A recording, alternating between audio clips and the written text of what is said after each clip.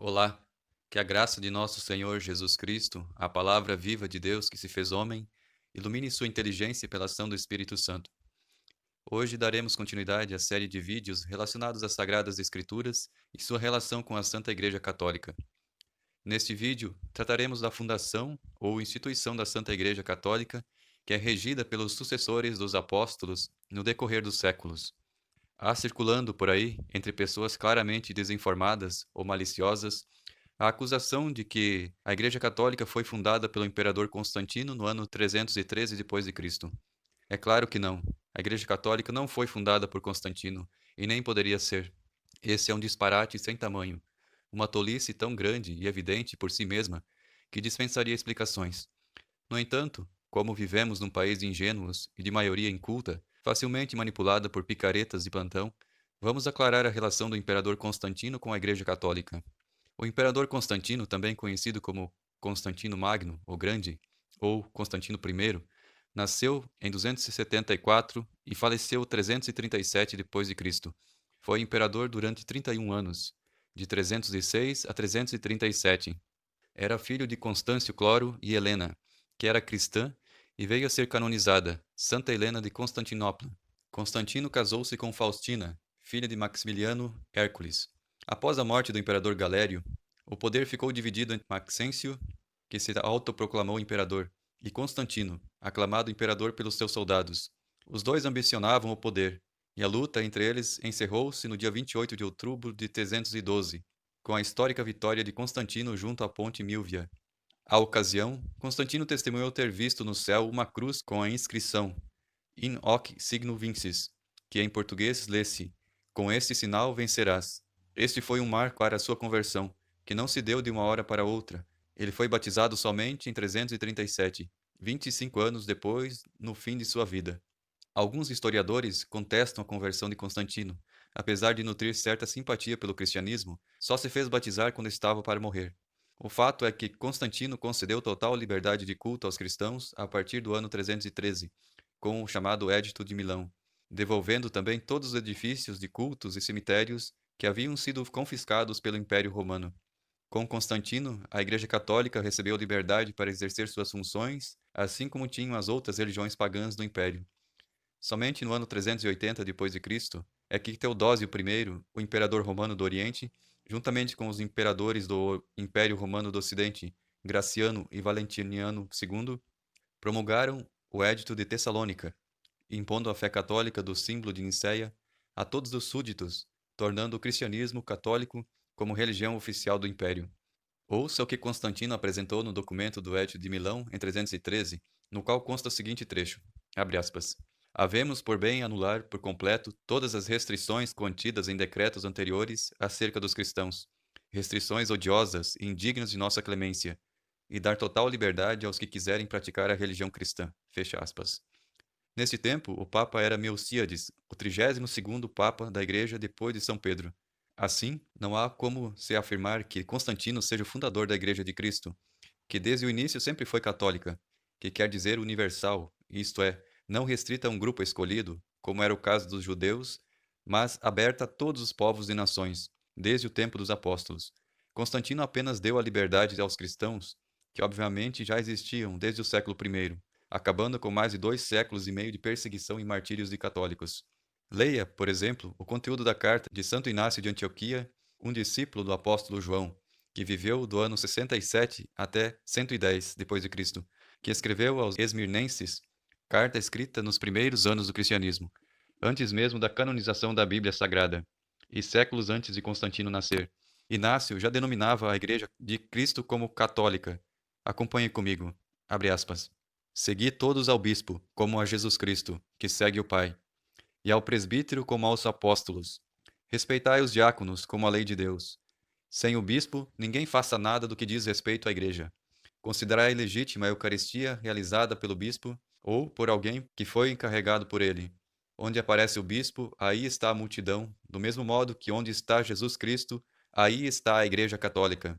Sem o bispo, não é permitido batizar, nem realizar o ágape. Tudo o que ele aprova é também agradável a Deus, para que seja legítimo e válido tudo o que se faz. Fecha aspas. Você percebeu como Santo Inácio que foi discípulo do apóstolo João e que morreu no ano 110, já descreveu toda a hierarquia do clero católico?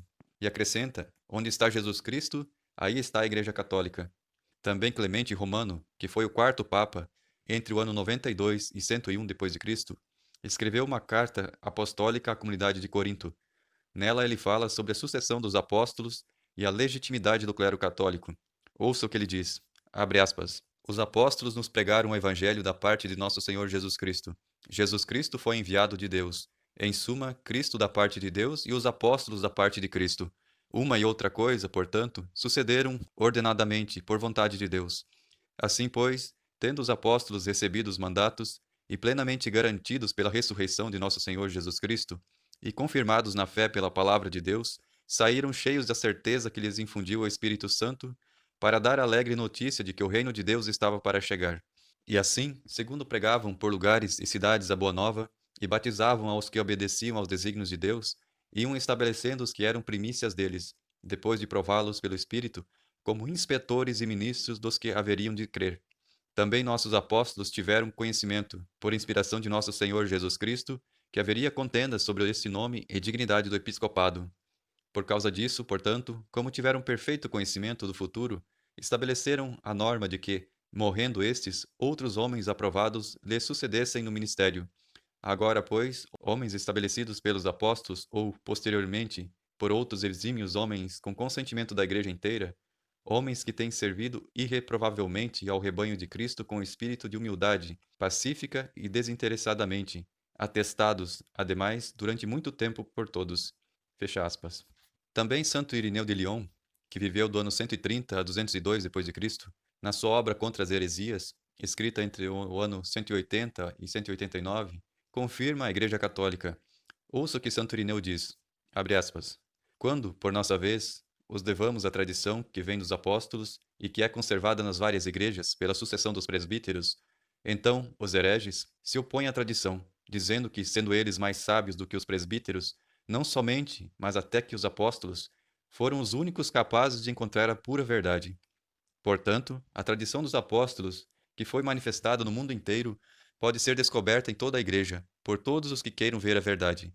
Poderíamos enumerar aqui os bispos que foram estabelecidos nas igrejas pelos apóstolos e os seus sucessores até nós.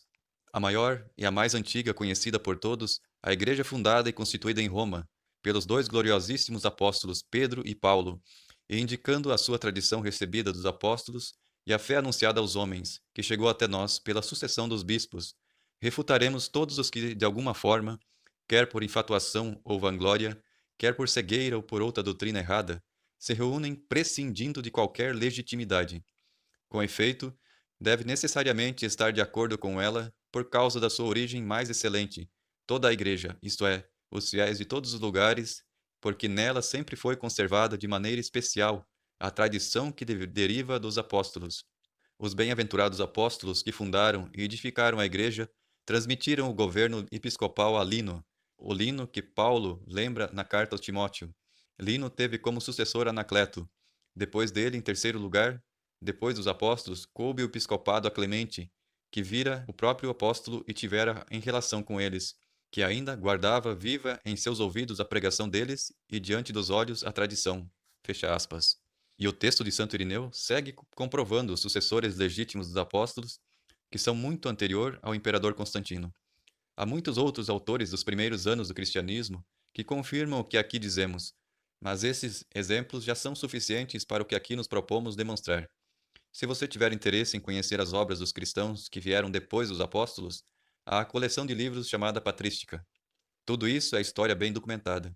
É fato incontestável que no início do século III, o cristianismo já estava espalhado por quase todo o mundo, penetrando inclusive nas classes nobres, mas ainda perseguido pelos imperadores romanos, que tentavam, pelo poder das armas, destruir a fé católica.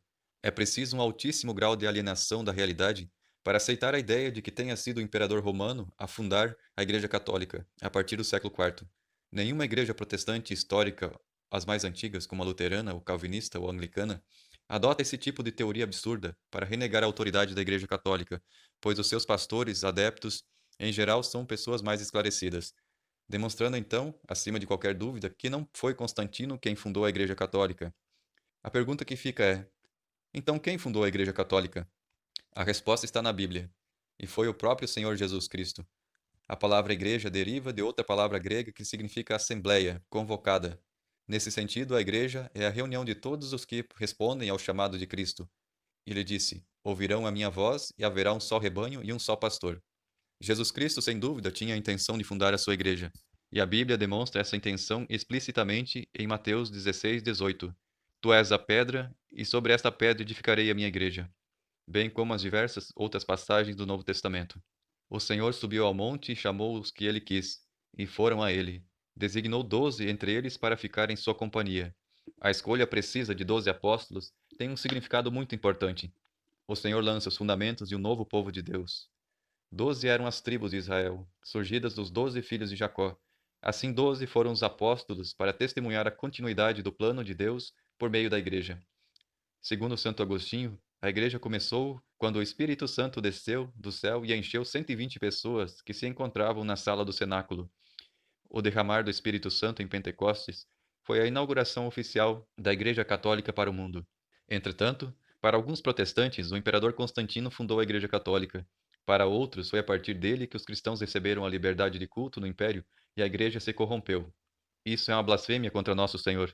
Se a Igreja se corrompeu, então Jesus mentiu, pois ele mesmo declarou categoricamente: Sobre esta pedra edifico a minha Igreja, e as portas do inferno não prevalecerão contra ela. E o Senhor também declarou à sua Igreja: Eis que estou convosco todos os dias até o fim do mundo.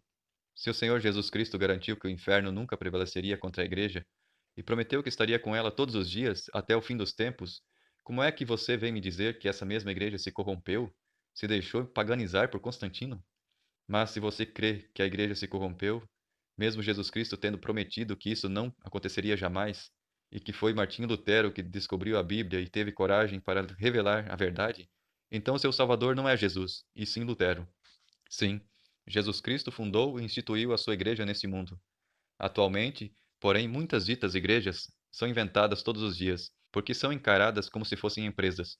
Basta que seja um sujeito bom de oratória e que decore meia dúzia de versículos da Bíblia e pronto. Nasceu mais uma igreja. O sujeito lê a Bíblia, interpreta do seu jeito particular. De fato, para ser pastor, não precisa entender de história, nem de filosofia, nem de teologia. Basta que ele queira e alugue um salão com algumas cadeiras de plástico. A situação é lamentável. Vou te falar agora alguns dados históricos interessantes sobre as igrejas protestantes evangélicas. Em 1517, Martinho Lutero fundou a Igreja Luterana, a mais antiga entre as igrejas protestantes. Foi inicialmente chamada protestante devido ao protesto de 6 príncipes luteranos em 1529, quando o imperador Carlos V desautorizou que cada príncipe determinasse a religião do seu território. Eles ficaram revoltados e se rebelaram contra o imperador, e a partir desse momento começaram a ser chamados de protestantes. Em 1534, o rei Henrique VIII fundou a Igreja Anglicana, porque o Papa Clemente VIII não permitiu que ele se divorciasse de sua primeira esposa para se casar com Ana Bolena. Para requintar seu pecado de adultério, Henrique casou-se 6 vezes. Em 1560, John Knox fundou a Igreja Presbiteriana. Em 1609, John Smith fundou a Igreja Batista. Em 1739, John Wesley fundou a Igreja Metodista, quando decidiu separar-se dos anglicanos. Aqui começaram as divisões das divisões das divisões que continuam até hoje. Em 1863, Guilherme Miller e Ellen Wright fundaram a Igreja Adventista do Sétimo Dia. Em 1910, Luigi Francescon fundou a Congregação Cristã do Brasil. Nos anos de 1900, surgem as Assembleias de Deus, que têm a sua origem no chamado Despertar Pentecostal, nos Estados Unidos. Muitas pessoas saíram das diferentes igrejas protestantes para formar novas congregações pentecostais. Em 1914, mais de 100 dessas novas igrejas se ajuntaram para formar essa nova organização religiosa. Na década de 1920, foi fundada a Igreja do Evangelho Quadrangular, pelas missionárias canadenses Aimee Sinclair McPherson, que passou da Igreja Batista para a Pentecostal. Desde sempre houve esse famoso pula-pula dos evangélicos, de igreja em igreja, porque nunca estão contentes, já que não conseguem encontrar a igreja verdadeira, simplesmente porque esta é a católica, a única que eles repudiam. Em 1962, a igreja Deus é Amor foi fundada por David Miranda. Já na década de 1990, há poucos anos atrás, surgiu a Igreja Renascer em Cristo, fundada pelo empresário Estevão Hernandes. Em 1977, surgiu a Igreja Universal do Reino de Deus, com a ênfase dos cultos na prosperidade material e no sucesso financeiro, fundado pelo empresário Edir Macedo. E nos últimos anos, milhares de milhares de outras denominações menores foram surgindo, mais de 36 mil denominações com os nomes mais criativos. Cada uma delas se afirma mais fiel à Bíblia. Todas se declaram guiadas pelo Espírito Santo, apesar de pregarem doutrinas totalmente diferentes umas das outras, muitas vezes contrárias entre si. Todas elas foram fundadas por homens ou mulheres comuns. A pergunta é simples: como o Espírito Santo poderia animar tantas divisões? Ele que é a fonte da unidade? E como poderia inspirar tantas doutrinas tão diferentes e opostas umas às outras? Umas batizam crianças, outras não. Umas admitem o divórcio, outras não. Umas praticam o que chamam de Santa Ceia, outras não. Umas guardam o sábado, outras não, etc, etc. Se as Escrituras dizem que os verdadeiros cristãos têm uma só fé, assim como um só Senhor e um só batismo, diante de tanta confusão, como saber qual é a verdadeira Igreja de Cristo? Como identificar a Igreja de Nosso Senhor? Algumas chaves simples podem nos levar à conclusão definitiva. Estudar a fundo a Bíblia Sagrada, que os protestantes evangélicos dizem seguir, e conhecer a Igreja primitiva que os protestantes evangélicos dizem representar.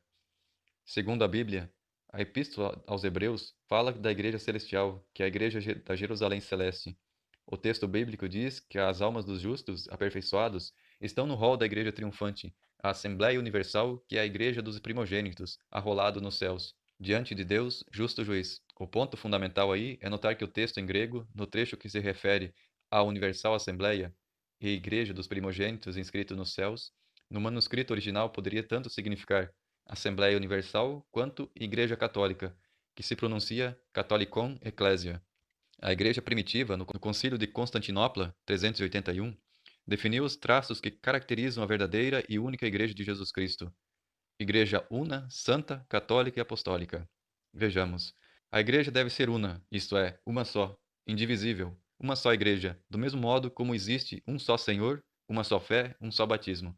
Jesus Cristo fundou uma só Igreja nesse mundo, e Jesus só pode ser a cabeça de um corpo, do mesmo modo como somente pode desposar uma noiva, assim como Deus teve um só povo entre os vários povos do Antigo Testamento, os judeus. A Igreja é santa em virtude do seu fundador, Jesus Cristo. Foi ela que recebeu as promessas fundamental. As portas do inferno não prevalecerão contra ela. Deste modo, a razão da própria existência da Igreja está em ser um instrumento de santificação dos homens. Disse Jesus: Santifico-me por eles, para que também eles sejam santificados pela verdade. A Igreja é católica porque a palavra católica significa universal. A Igreja de Cristo é universal porque foi estabelecida para reunir todos os povos e nações para formar um único povo de Deus. Disse Jesus: E depois ensinai a todas as nações, batizando-as em nome do Pai, do Filho e do Espírito Santo. A Igreja é apostólica porque está edificada sobre o fundamento dos apóstolos. A garantia da legitimidade da Igreja está na continuidade da obra de Deus por meio da sucessão dos apóstolos. Tudo o que Jesus quis para a sua igreja foi entregue aos cuidados dos apóstolos: a doutrina, os meios de santificação e a hierarquia católica. E a igreja é romana, o que não implica nacionalismo nem particularismo. Não quer dizer que a igreja pertença ou se limite a Roma, assim como aconteceria com uma empresa. Indica apenas o endereço da sede da igreja, enquanto instituição neste mundo. Nada mais. A igreja atuando neste mundo precisa de um endereço físico, que é o do bispo de Roma, o Papa, feito chefe visível por Cristo. Em consequência, a Igreja Católica recebe como uma espécie de subtítulo a designação romana. Isso em nada contraria a sua catolicidade e universalidade. Também Jesus é chamado Galileu e Nazareno, e nem por isso deixa de ser o Senhor e Salvador de todos. São esses os traços que caracterizam a verdadeira e única Igreja de Jesus Cristo. Creio na Igreja una, santa, católica e apostólica. Essa é a esposa do Cordeiro. Esse é o corpo místico de Cristo. Cristo é a videira, nós, Igreja Católica, somos os ramos. Bendito seja Deus por tão grande dom. Louvado seja nosso Senhor Jesus Cristo, para sempre seja louvado. Ave Maria Puríssima, sem o pecado concebida.